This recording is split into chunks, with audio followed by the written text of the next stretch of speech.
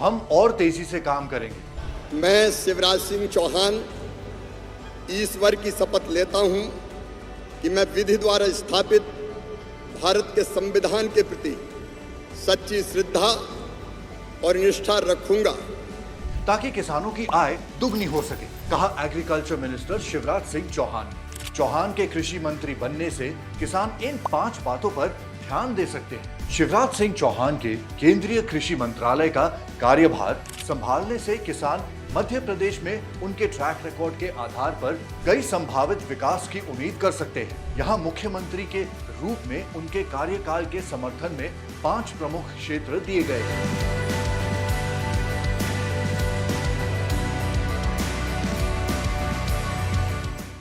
Number 1, सिंचाई सुविधाओं में वृद्धि। चौहान के कार्यकाल के दौरान मध्य प्रदेश में सिंचाई कवरेज यानी कि पानी की उपलब्धता 2004 से 5 और 2021 से 22 के बीच दुगनी होकर 80% से अधिक हो गई। इससे किसान साल में एक से अधिक फसल उगाने में सक्षम हुए। राज्य की फसल तीव्रता 1.9 तक पहुंच गई, जो पंजाब के लगभग बराबर है और अखिल भारतीय आंकड़ों 1.55 से काफी अधिक है। देश भर के किसान सिंचाई के बुनियादी ढांचे में इसी तरह के सुधार की उम्मीद कर सकते हैं, जिससे उत्पादकता और फसल चक्र में वृद्धि होगी। नंबर 2, बेहतर बाजार इंफ्रास्ट्रक्चर। चौहान की सरकार ने प्राथमिक एपीएमसी यार्ड के बाहर खरीद केंद्र स्थापित किए, जिसमें उप मंडियां, समितियां और गांव के नजदीक गोदाम शामिल है। इस पहल ने किसानों के लिए बाजार पहुंच पाने में सुधार किया है, परिवहन लागत को कम किया और मुनाफे में वृद्धि की। भारत भर के किसान बेहतर बाजार संपर्क और इंफ्रास्ट्रक्चर की उम्मीद कर सकते हैं, जो उनकी उपज की आसान और अधिक लाभदायक बिक्री की सुविधा प्रदान करती है।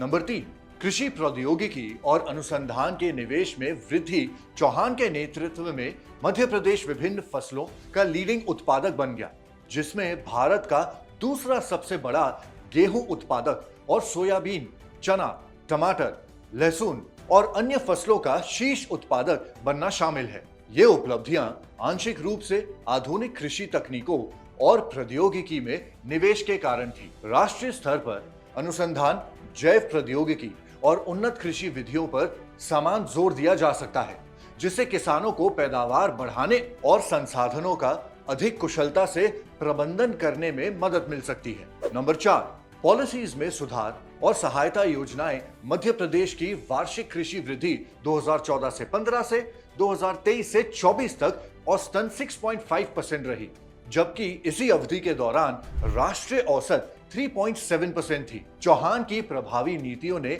इस वृद्धि में योगदान दिया। केंद्रीय कृषि मंत्री के रूप में वे नए सुधार और सहायता योजनाएं पेश कर सकते हैं, जैसे कि बेहतर सब्सिडी कार्यक्रम, बेहतर फसल बीमा नीतियां और सरकारी लाभ प्राप्त करने की सुव्यवस्थित प्रक्रियाएं, जिससे देश भर में किसानों का समर्थन बढ़ेगा। और नंबर 5, टिकाऊ और जलवायु लचीले यानी कि क्लाइमेट रेजिलिएंट व्यवहारों पर ध्यान केंद्रित करें। जलवायु परिवर्तन जैसी चुनौतियों के बावजूद चौहान के नेतृत्व में मध्य प्रदेश में कृषि का उल्लेखनीय विकास हुआ। चौहान के स्थिरता और लचीलेपन पर ध्यान केंद्रित करने से विकास को बनाए रखने में मदद मिली। भारत भर के किसान ऐसी फलों की उम्मीद कर सकते हैं जो टिकाऊ खेती के तकनीकों और जलवायु लचीली फसलों और तकनीकों को अपनाने को बढ़ावा देती है, जलवायु प्रभावों को कम करती है और दीर्घकालिक कृषि स्थिरता सुनिश्चित करती है। अगर आपको इस टॉपिक को लेकर और कोई सवाल है मन में, हमें कमेंट सेक्शन में जरूर पूछिए,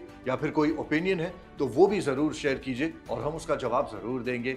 in the mean time freedom app को सब्सक्राइब करना ना भूलें, ताकि ऐसे और दिलचस्प वीडियोस हम आप तक हर रोज पहुंचा सके। Happy farming.